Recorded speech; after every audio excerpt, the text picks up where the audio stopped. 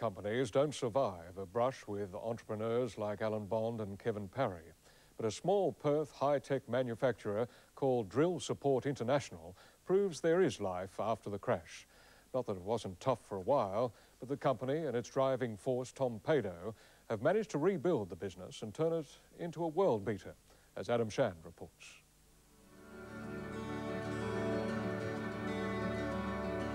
Did you know it was all going to go so wrong for you?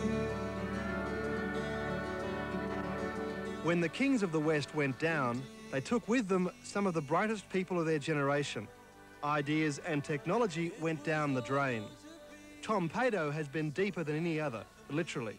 But today he's an entrepreneur newborn. I think the entrepreneurs of today are different. I think they have to be hands-on all the time. I think they have to eat, drink, and sleep. The last thing before you go to bed, you have to be thinking about it.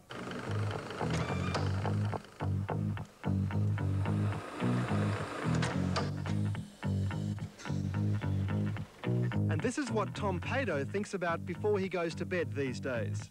Meet the tool pusher, otherwise known in the oil industry as a remote operating vehicle, or ROV for short.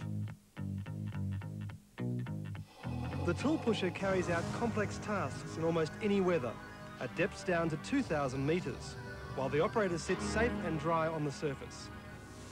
And with the growing interest from oil and gas explorers, Tom and his company Drill Support can't make enough of them. One of the problems we do have as a small growing company, we are missing jobs because we don't have units.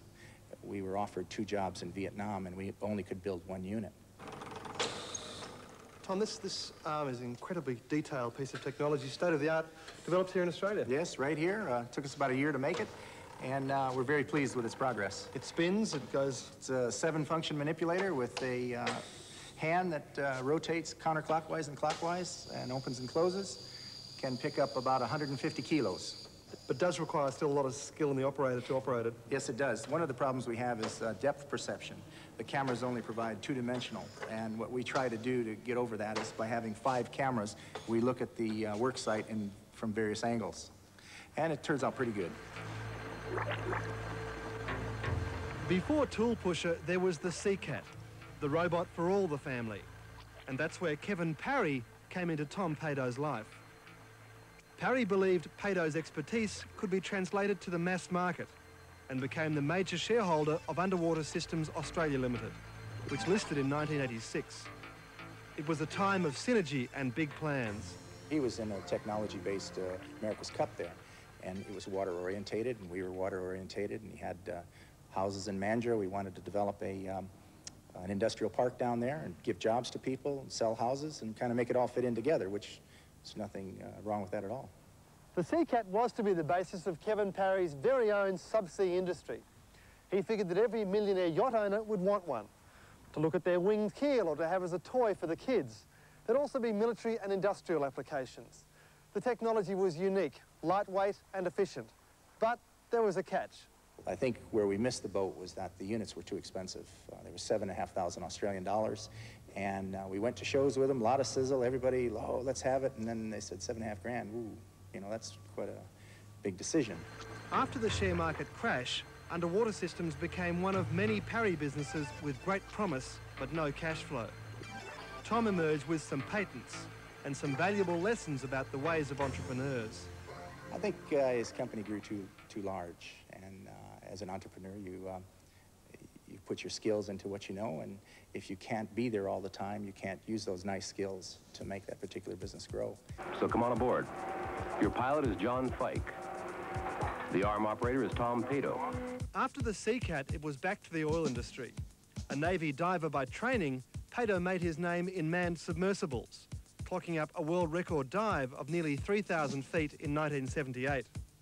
But insurance on the manned subs became too expensive for the oil companies, and they've been replaced by ROVs.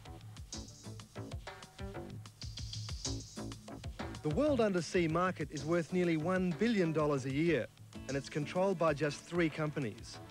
So for Drill Support, it's been worthwhile designing a low-maintenance ROV, particularly so when delays on the rig cost up to $100,000 a day.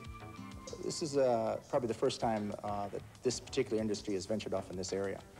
The other ones were all square boxes with 5 propellers, a TV camera, and a small arm that were free swimmers. They were like a helicopter underwater. They could go anywhere and go there. Where this particular one is a very heavy vehicle, and it does its station keeping and that with a big clump weight on the bottom. What this has done is allowed me to take out some of the technology, like the automatic heading, automatic pilot, altitude control, things like that, and put them into a more simpler system as a clump weight and a 100-foot of cable. It makes it work very good.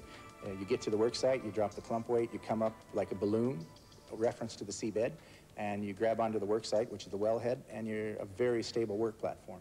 Any corrosion that starts up at that point shouldn't be able to delaminate the coating any further. So it will keep all the repairs localized instead of spreading underneath the coating and then finding it at a later stage when it's more advanced. You've done a good job. Drill Support is busy producing a 4th ROV. 2 others are deployed off Vietnam for Shell and BHP in its Dai Hung field. Another will soon be working for MIM in the Timor Gap. They're long-term contracts, each one daily bringing in $4,000. Like a bought one. It's a very good business. I mean, with 4 vehicles, you figure out that kind of day rate, you've got a pretty good cash flow. We only have about 8 people here in the shop, and there's only 2 people on the rig at a time. 95% of production is done in-house, including the intricate electronics work, allowing the team to explore new applications and environments for the ROV technology. Building this technology in a harsh environment, it opens up outer space, mining, various areas. This company could go anywhere, Tom. No, it's going to go where we want it to go.